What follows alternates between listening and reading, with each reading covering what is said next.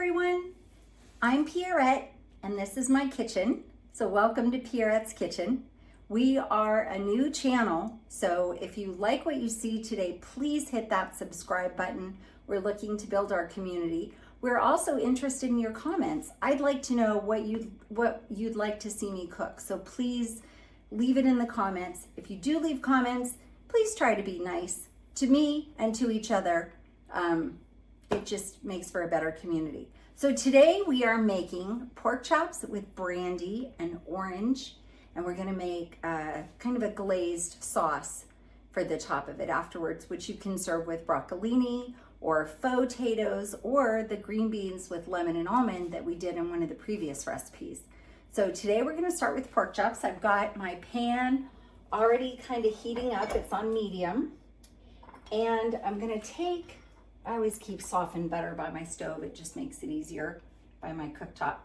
I'm gonna take, that's about a teaspoon and a half of butter, so we'll make it an even 2.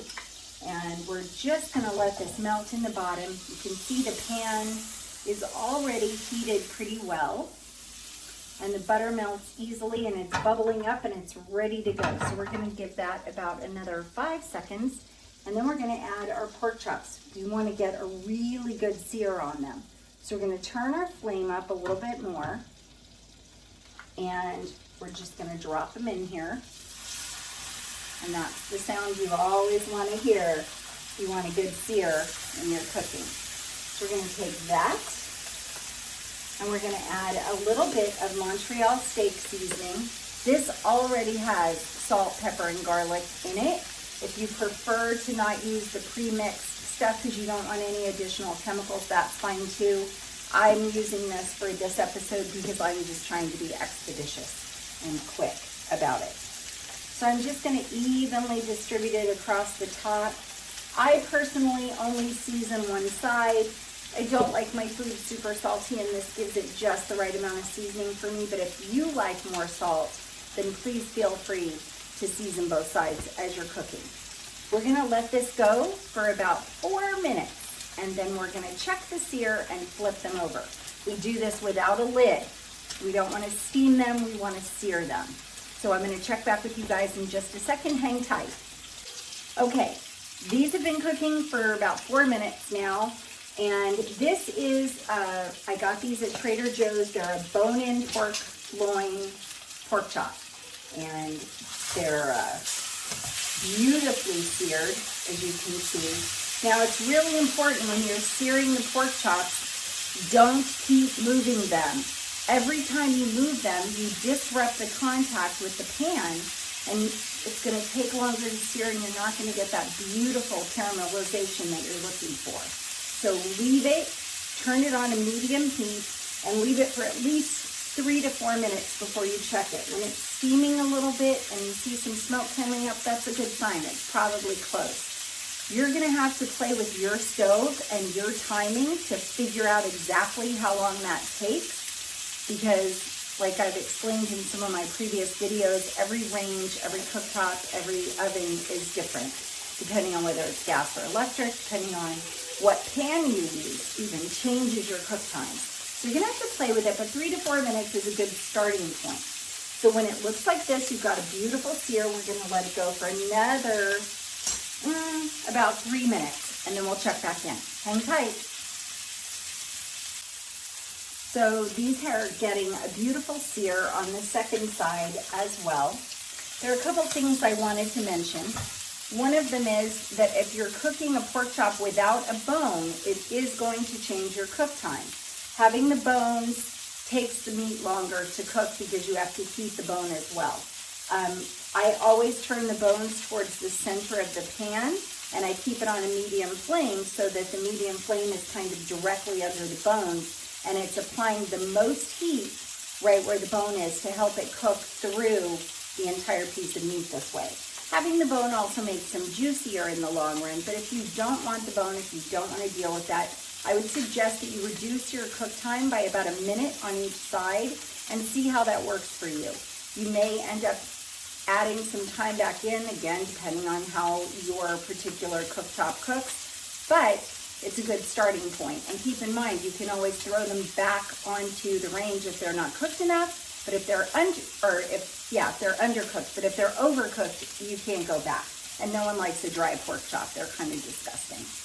So we're going to add now a quarter of a cup of brandy. This is not expensive brandy. It's about $10 for an entire bottle, and you only use a quarter of a cup at a time, so it lasts quite a while. When I do this, it's going to make quite a reaction, so we're going to be ready, and we're going to put the lid on it right away to capture all that steam and keep the juice in.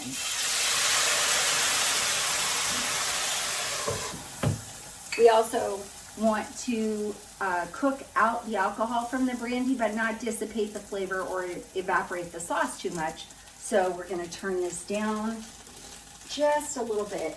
And I'm also going to add a little bit of orange zest and candied orange slices to it. I just think that makes it taste really yummy and different. So I don't do it every time. Sometimes I do it without the orange. Sometimes I do it with it. Just depends on my particular mood that time.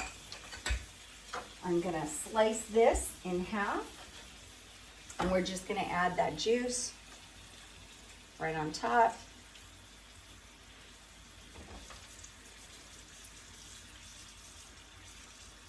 So we really haven't added a lot of seasonings to this, just a little bit of Montreal steak and some oranges. And if you wanted to, you could even add a couple of these candied orange slices in there, which do add a little bit of sugar, but a lot of flavor. So I usually do 1 per pork chop.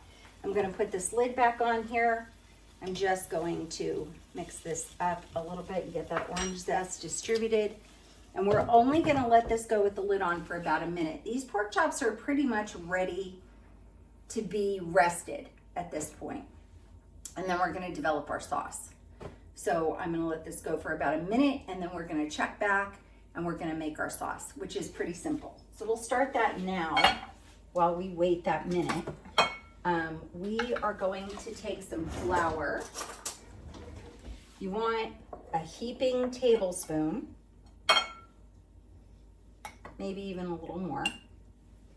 And we're gonna add cold water from the refrigerator.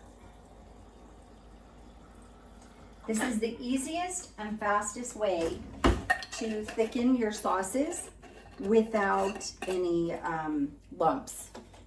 So you just shake it up. That's it. Pretty simple. So from here, I'm going to take this lid off. We're back to a simmer. Flip these over and dump off all the orange zest and the oranges. This is one of my favorite things to make with broccolini, and I make a cauliflower faux tato mash, but I also add parsnips to it. Parsnips are a little bit sweet, and so they balance the cauliflower out, and because they're a root vegetable, they have a great texture, and that helps the texture of the potatoes to feel the potatoes to taste a little bit more like regular potatoes. So we'll do that in another episode. But for now, we're just working on the pork chop. So we're going to turn this back up a little bit. We're going to add 1 more quarter cup of brandy. Seems like a lot, but it's going to cook down. And when we let this rest, it's going to make steam. And at the bottom of this bowl, you're going to have jus from the pork chops, which is the juice of the pork chop. And we'll add that back into our sauce. And that's going to give us really some remarkable flavor. And then we'll thicken it up and it'll be ready to go. I'm going to turn this down to a low flame and just let it simmer. I hope you can see that. Some beautiful flavors going on in there. We're going to let that go for a couple of minutes. We don't want it to get so thick that there's no liquid left though. So make sure your flame is on very, very low heat. So you're cooking off the alcohol without necessarily evaporating the amount of broth you have. So our sauce has been reducing a little bit. We've been cooking the alcohol out of it. We added that quarter cup of brandy, so half cup total. Now we are going to check our pork chops. They've been resting and they look incredible. We're gonna take the jus from our pork chops and add it to our sauce. And all that flavor is just liquid gold. It is so yummy, and it gives your food so much flavor. And that's what your food should taste like. It should taste like the ingredients that you made it from, not a bunch of other things that we add to it. That's just to enhance the original flavor of the food. So when you're done cooking your meat, please don't ever, ever throw away the juice, whether you're cooking chicken or steaks off the grill and you've let them rest and you have that beautiful broth on the bottom. Please put that in a freezer bag and save it in the freezer for stuff like this, for sauces. We're gonna add now our flour water mixture that we just mixed up.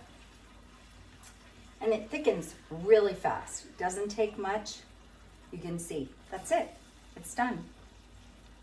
How easy was that? So now we're just going to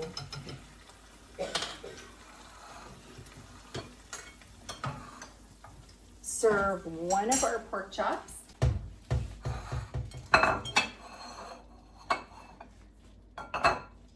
We are going to take one of our orange slices. I'm trying to be careful not to scratch my pan with my fork. I don't normally do that. One on each. And a little bit of our pork chop, brandy, and orange flavored glaze. And that is it. Pretty simple, pretty easy. I think that probably took us about 12 to 15 minutes in total.